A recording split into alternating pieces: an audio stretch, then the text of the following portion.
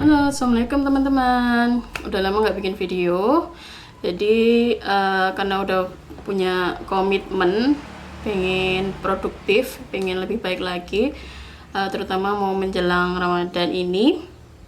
Jadi aku mau bikin video lagi. Alhamdulillah besok udah mau masuk bulan Ramadan nih teman-teman. Jadi marhaban ya Ramadan.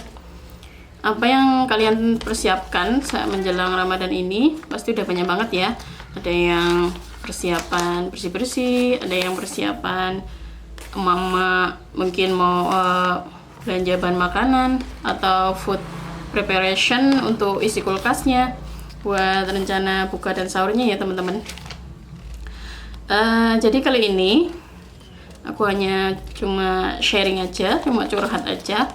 Jadi nggak mau sharing macam-macam. Pasti teman-teman udah pada pintar semua tentang tips-tips apa yang harus dilakukan menjelang Ramadan.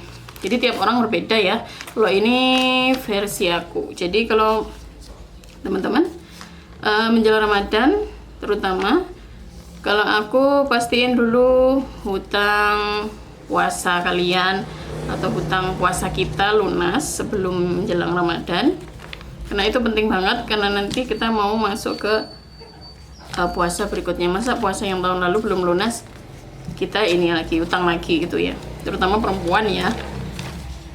Nah, kali ini aku mau membahas tentang persiapan menjelang Ramadan, terutama untuk kebersihan alat-alat ibadah ya teman, atau prayer set kita. Kalau aku biasanya membersihkan prayer set, mukena, sajadah, apa itu namanya, dan setnya itu 2 minggu sekali atau seminggu sekali lah kalau paling rajin ya. Tapi kalau paling sering sih 2 minggu sekali, atau seringnya pas nyucinya itu pas saat haid, jadi pas mukenanya nggak kepake. Jadi lebih baik sih punya 2 ya teman-teman. Jadi saat mukenanya dicuci, jadi punya cadangan, atau satunya lagi bisa dipakai gitu saat dicuci. Jangan banyak-banyak juga, karena kan kalau kita muslimah pakai ini ya teman-teman. Saya melihat pengalamannya Bunda Biru atau Bunda Biu ya di channel YouTube-nya, itu dia pakai ini nih teman-teman, beberes rumah dengan minimalis. Jadi dia pakai hanya punya 2 mukena di rumahnya, satu untuk cadangan dan satu untuk dipakai saat dicuci gitu. Ya, satu lagi teman-teman, biasanya dalam saya berjualan atau berbisnis, saya selalu pasang target setiap bulannya ya teman-teman. Jadi misalnya bulan ini saya pengen mencapai target omset sekian gitu. Nah, sekarang saya untuk urusan ibadah, urusan di Ramadan ini saya juga punya target. Jadi lebih baik teman-teman punya pasang target, mau misalnya bulan Ramadan ini mau pasang target berapa kali khatam Al-Quran, berapa kali sholat qiyamul lail. Kalau aku lebih suka pakai tabel ya teman-teman. Jadi bisa kalian print sendiri atau tulis di buku catatan kalian. Gimana caranya menulis tabel? Jadi dicentang kalau itu sudah dilakukan dalam hari itu, dan tidak dicentang kalau misalnya nggak melakukan dan alasannya kenapa. Apakah ketiduran atau lupa atau memang sengaja, bisa ditulis alasannya itu. Nanti pada akhir bulan atau setelah selesai Ramadan bisa buat evaluasi ya teman-teman. Saat bulan Ramadan biasanya kebutuhan kita akan meningkat, bisa untuk kebutuhan membuat makan, sahur, buka, atau kebutuhan yang lain yang sebenarnya nggak harus saat lebaran sih belinya, tapi kemungkinan besar keluarnya keuangan kita itu untuk hal-hal yang berhubungan dengan Ramadan dan lebaran, seperti beli kue saat lebaran atau beli baju baru. Tapi saat pandemi atau corona ini aku banyak belajar tentang financial planning gitu teman-teman. Jadi menurut aku beli baju itu nggak harus saat lebaran, dan memang lebaran pun nggak ada tahun 2020, dan tahun ini kemungkinan besar lebaran itu nggak ada karena sama pemerintah dilarang mudik, dan apa ya, nggak perlu baju baru juga, nggak dilarang juga untuk bepergian.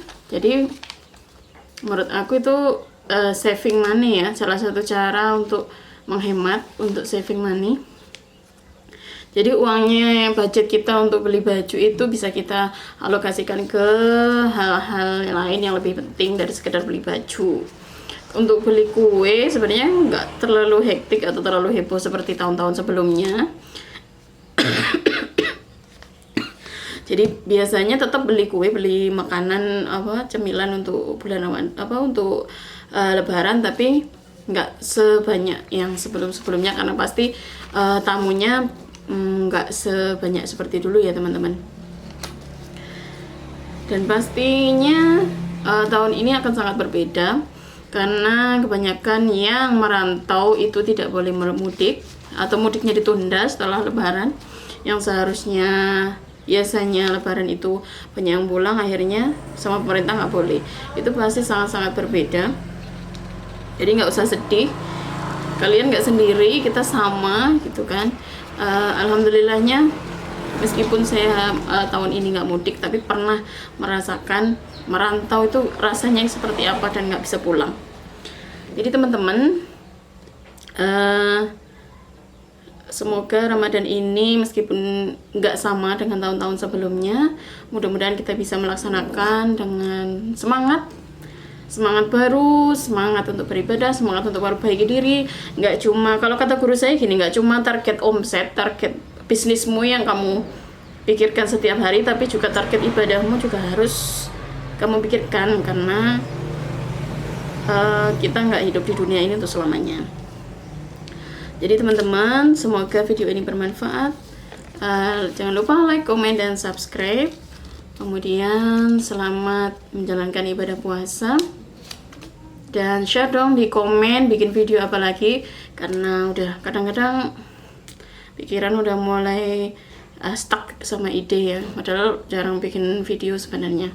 Cuman aku lebih suka bikin video tentang curhat. Oke teman-teman, selamat menjalankan ibadah puasa. Mohon maaf lahir batin. Assalamualaikum warahmatullahi wabarakatuh.